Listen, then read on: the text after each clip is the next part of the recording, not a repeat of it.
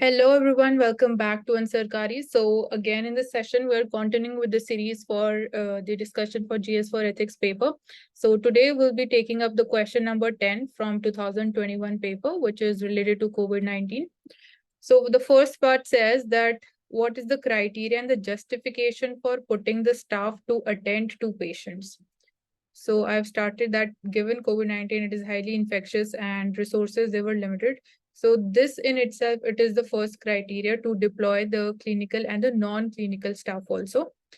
Second criteria, which I mentioned was another criteria would be firstly deploying clinically trained. Malab, I have explained all this thing in a proper chronological manner as per the priority of the situation. So I would firstly deploy clinically trained staff to attend the serious patients on priority. Next would be that remaining deficiency that would be filled upon by the non-clinical staff under the guidance of trained staff members. Lastly, other tasks, whichever they're left out, management of the mild patients, that would be given to non-clinical staff after proper instructions of the standard operating procedure. So on the basis of importance and the criticality of the situation, I have decided the criteria and accordingly I'll be going about it.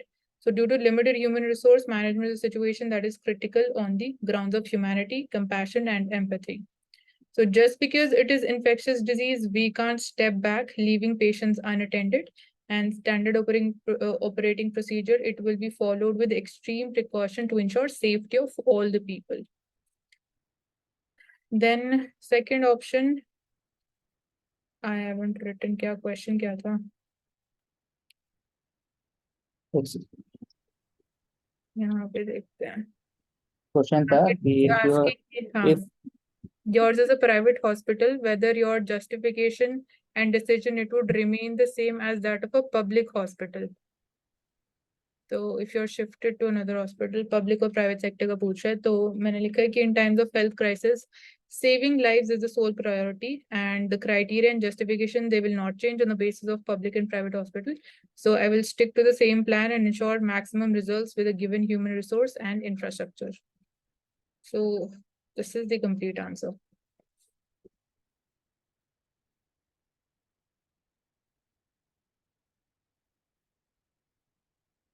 ठीक है, मैं मतलब कि जो P वाला point और सी वाला point repetitive हो गया थोड़ा सा.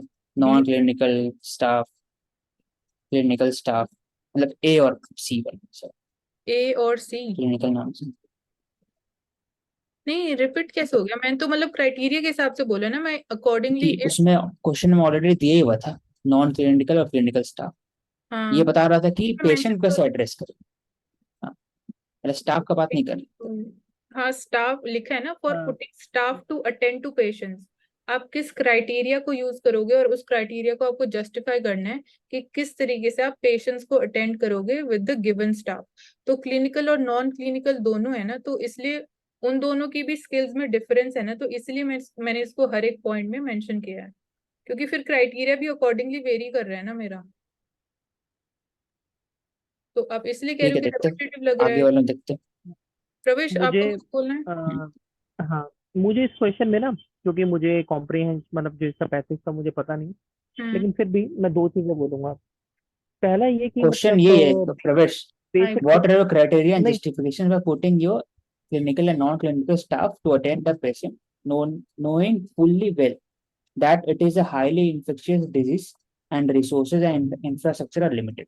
मतलब दोनों लिमिटेड है, डिजीज बहुत ज्यादा क्वेश्चन इन्फेक्शियस है. तो मैंने पढ़ लिया, मैं कॉम्प्रिहेंशन मतलब पैसेज की बात कर रहा था. वही सेम ही है कंप्रेशन, वही कोविड-19 वाला ही ऐसे कि ठीक है. हाँ जनरल तो ज्यादा कुछ नहीं. तो बेसिकली जो क्वेश्चन अगर है भी मतलब क्लिनिकल अगर नॉन क्लिनिकल स्टाफ की बात बेसिकली अगर वो क्वेश्चन कर भी रहा है ना, तो मतलब एक अप्रोच ये हो सकती थी कि हर स्टेटमेंट के अंदर बार बार से हम क्लिनिकल नॉन क्लिनिकल स्टाफ को मेंशन ना करें, जो कि ए में है, सी में है, डी में है वो और आगे शायद सब ई में भी पॉइंट्स है. में फिर आप उसको कैसे एड्रेस करते? मतलब मैं बेसिकली ये लिखता कि दे, या फिर मतलब मैं बेसिकली प्रोनाउंस में चलता, मैं रादर कि नहीं, उनका पूरा बार बार मैं बोल रहा हूँ. मैं वही अभी औशिक को भी मैं वही चीज कह रही थी कि मैंने इसलिए इन मानसी, ये क्वेश्चन है ना, दो टाइप का इंटरप्रिटेशन है क्वेश्चन. क्योंकि मैंने इन दोनों को पहला कलेक्टिवली नहीं लिया है, मैंने सेपरेटली. देखो ना, मैंने पहला ऑप्शन जो बोला कि जो हाँ, तो आपने इसको क्वेश्चन को ज्यादा तोड़ दिया. मतलब कि यहाँ बात जो कर रहे हैं ना, मेनली इसमें बात कर रहे हैं कि आपके पास स्टाफ है, दोनों स्टाफ है, क्लिनिकली भी है नॉन क्लिनिकली नॉन भी है, क्लिनिकल भी है। उसको कैसे अटेंड करेंगे पेशेंट को, तो वो वही बात है। तो, मतलब पेशेंट्स का भी सिवियर पेशेंट्स थे, कुछ माइल्ड सिम्टम्स के साथ पेशेंट्स थे, तो माइल्ड सिम्टम वाले पे आप क्लिनिकल स्टाफ थोड़ी कर दोगे, क्योंकि आपके पास लिमिटेड ह्यूमन एक रिसोर्स। बस ऐड कर सकते हैं कि क्लिनिकल स्टाफ है ना, उसको आप आईसीयू में डालते हैं, नॉन क्लिनिकल स्टाफ को नॉर्मल जनरल वार्ड में और होम होम जो था ना, होम क्योर, उसमें हाँ, डाल देते हैं, खत्म है। तो वहां पे तो फिर पूरा आंसर ही खत्म हो जाना था, क्राइटेरिया कहाँ से आते। ठीक है, देखते इसलिए, हैं आगे। हाँ, आगे फिर देखते हैं, फिर आगे मिस वाला, और करके हाँ, आगे वाला और देखते हैं, दूसरी ठीक है। ठीक और आंसर। दूसरी चीज मैं ये बोलना चाहूंगा कि अ, मतलब मेरा ये सजेशन है तो मानसी की मतलब मानसी की जनरली केस स्टडीज में अप्रोच ये है कि मतलब जो ऑप्शंस हैं वो ऑप्शंस में ही सारी चीजें लाने की कोशिश कर देती है, रादर कि वो खुद मतलब लास्ट में क्या लेगी, क्योंकि वो जो बेसिकली कंक्लूजन में लिखती है हम्म। वहां पर बहुत सारी चीजें आनी चाहिए, वहां नहीं आती है, मतलब वो पहले ही आ जाती है। ये हाँ मेरा थोड़ा हाँ, ये एक मैंने भी चीज है। नोटिस किया है, पर ये पहले लिखे हुए आंसर्स है ना, तो इसलिए अभी वो चेंज हो नहीं पाया है। हाँ, मतलब ये ठीक। होता है कि मैं साथ में ही सारा कंबाइन करके लिख देती हूँ। फिर चलते हैं औशिक आपके उस पे, क्राइटेरिया एंड जस्टिफिकेशन। अच्छा, आपने तो मैंने डिवाइड कर दिया तीनों एज में। The patient, health status, first come first serve basis, exception तो एग्जाम्पशन फॉर कोविड वार्ड जो होता है ना, पुलिस इनके नर्स और लिए डॉक्टर एक्सेप्शन क्यों दोगे। ना, इसका नर्स जस्टिफिकेशन दे एंड रहे हैं डॉक्टर्स, उसमें। कोविड नीचे मैंने बताया कि ओल्ड एज का 19 इक्वल थे ना, मतलब क्या हुआ। एक सिचुएशन ही क्रिएट हो गई थी कि उस टाइम पे सब कुछ इक्वली था, चाहे वो मतलब किसी भी कम्युनिटी हाँ से तो थर्ड ऑप्शन तो पेशेंट है। पूरा ही गलत हो गया ना। हाँ, आपने थर्ड एक्सेप्शन कैसे आप बोल सकते हो। नर्स और डॉक्टर्स क्यों लिख दिया, ये तो आपसे ही नहीं, मतलब मैं फायर कर। बता रहा हूँ, जस्टिफिकेशन दे रहा हूँ क्योंकि हम्म, सोच के लिखा हूँ थोड़ा सा, और देख लेते हैं पहले, चलो फिर ठीक आप है, बोल दीजिएगा। ठीक है। नीचे फिर ये ओल्ड एज का बता दिया मैंने कि मोर केयर चाहिए उन्हें, तो हम्म, इसलिए इ- अगर सेम स्टेटस है स्टार्ट तब आईसीयू के लिए मैं बताया हूँ कि कोमॉर्बिडिटी और सीवियरिटी पर प्रेफर किया जाएगा rather than mild symptom. For mild symptom they would be send home under observation through nurse. Probability of saving would be decided कि अगर पेशेंट को मिलना चाहिए कि नहीं मिलना चाहिए, क्योंकि अगर तीन चार अगर सीवियर पेशेंट है तो आप डिसाइड करें, कैसे डिसाइड करें प्रोबेबिलिटी ऑफ सेविंग पर। तो दूसरा बात है कि disease have affective every group, no description रहेगा, but it will be based on first come first served on ward allocation only in the field of corona ward। क्योंकि nurse doctor police है ना, वो इम्पोर्टेंट पार्ट सोसाइटी है, क्योंकि वो काम कर रहे हैं, तो उनको ज्यादा एक प्रेफरेंस दिया जाएगा, so that they can join duty after. मैंने थोड़ा डिफरेंट एंगल सोचा था इसको। अब हाँ, ये आपके सोचा नीचे तो कर, उनका अच्छे के लिए था, बट लास्ट, थोड़ा उस तरीके से नहीं आ पाया। नीचे नीचे कर रहे हैं, बता रहे, हाँ नीचे कर ठीक रहे है, हैं, अच्छा। लास्ट बता रहे हैं। तो मैं बताया कि लास्ट में हॉस्पिटल का एडमिनिस्ट्रेटर होता प्राइवेट हॉस्पिटल में, तो डिसीजन सेम रहता, क्योंकि फाइनेंशियल एस्पेक्ट है ना, वो फिर उठा लेता क्राउड फंडिंग से या फिर सीएसआर फंडिंग और पीएम के से। तो फाइनेंशियल एस्पेक्ट कोई इशू नहीं होता प्राइवेट सेक्टर में। क्या ये क्वेश्चन में अच्छा, मेंशन था अब एक बार फाइनेंशियल क्वेश्चन पे एस्पेक्ट आना। वाली चीज। लिखा हुआ कि decision would be private. Remain the same as that of public hospital. तो हम्म। लिखा हुआ लास्ट में रिसोर्सेज एंड इंफ्रास्ट्रक्चर लिमिटेड।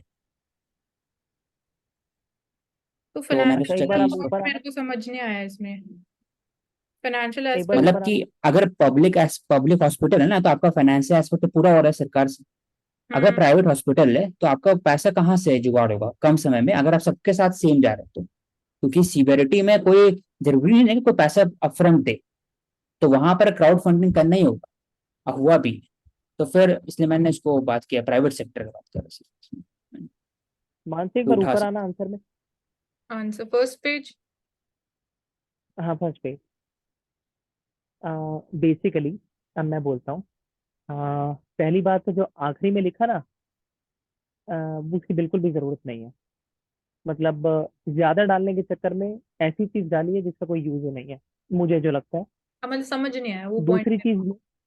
चीज दूसरी चीज ये, क्या मतलब सिर्फ पुलिस वाले ही या नर्सेज ही थे, मतलब आशा वर्कर नहीं थे क्या? आशा वर्कर का कोई मेंशन नहीं है। उसके बाद हमारे जो होम गार्ड्स हैं उनका कोई मेंशन नहीं है। और दूसरा मैं ये पूछना चाहता हूँ कि क्या ये क्वेश्चन सिर्फ पब्लिक हॉस्पिटल तक लिमिटेड है, या फिर मतलब ये नॉर्मल जो कोविड में जो घर के अंदर भी क्वारंटाइन हुआ था वहां तक भी पूछ रहा है ये मैं नहीं, पूछना चाहता हूँ। पब्लिक हॉस्पिटल्स का ही पूछ रहा है कि अगर आप वहां पे डिप्लॉयड हो और हाँ जो पकड़ेगा। ह्यूमन रिसोर्स आपके पास लिमिटेड है, उस सिचुएशन में आप कैसे सिचुएशन को हैंडल करोगे। तो उसका आपको क्राइटेरिया बताने हैं कि क्या क्राइटेरिया के हिसाब से आप जाओगे और उसको आपको जस्टिफाई करना है। ठीक है, तो first come first service basis ये गलत, ये हो ही नहीं सकता। एज ऑफ पेशेंट मैं मान लेता हूँ, एज ऑफ पेशेंट हो सकता है। हेल्थ स्टेटस की जगह आप ये लिखते कि determining the severity of the patient cases में कंडीशन। हेल्थ स्टेटस क्या मेरे को समझ आ रहा है? हाँ मतलब ऊपर में ये लिखा है, नीचे आपने में ये तो लिखा हुआ था लेकिन क्राइटेरियाज ऊपर लिख में है। दिए अलग से, मैंने ये लिखे नहीं, बट जो मैंने अप्रोच लिए वो भी इसी तरीके से ही लिया है। और जैसे इसमें क्राइटेरिया का बोल रहे हैं ना, तो क्राइटेरिया यहाँ पे समझ नहीं आया, मतलब मेरे को इतना क्लियरली नहीं समझ में आया। थोड़ा सा कंफ्यूजन क्रिएट हो गया मेरे माइंड में पढ़ के आंसर। मतलब और आपने दूसरा, तीसरी चीज ये कि पूरे आंसर में जैसे मानसी कह रही है कि ना कुछ समझ नहीं आ रहा है कि आप क्या बोलना चाह रहे हो। हम्म ठीक। अब देखो आपने लिखा probability of saving would decide if ICU is given to patient और not.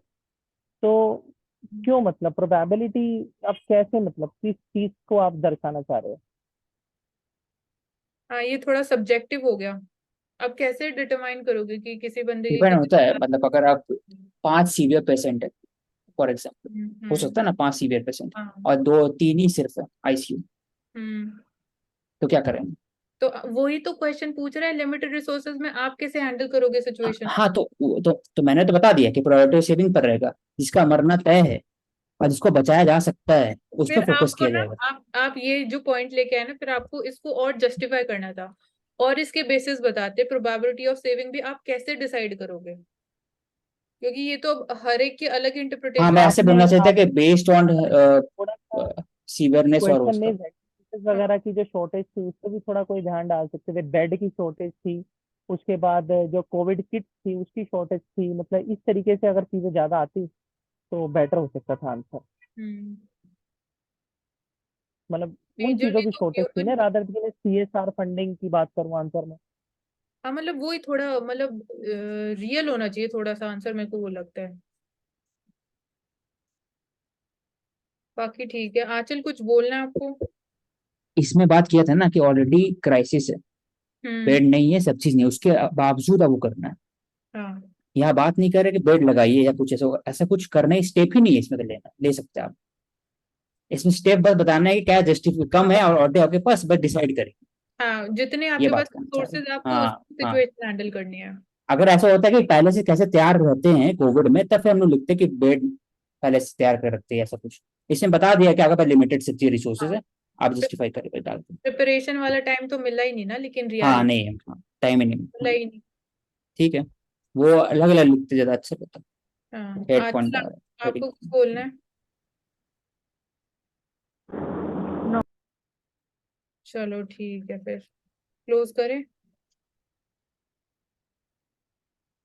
So that's all in this session. I hope you've understood all the key points that were brought up, and stay connected with us for more such useful videos.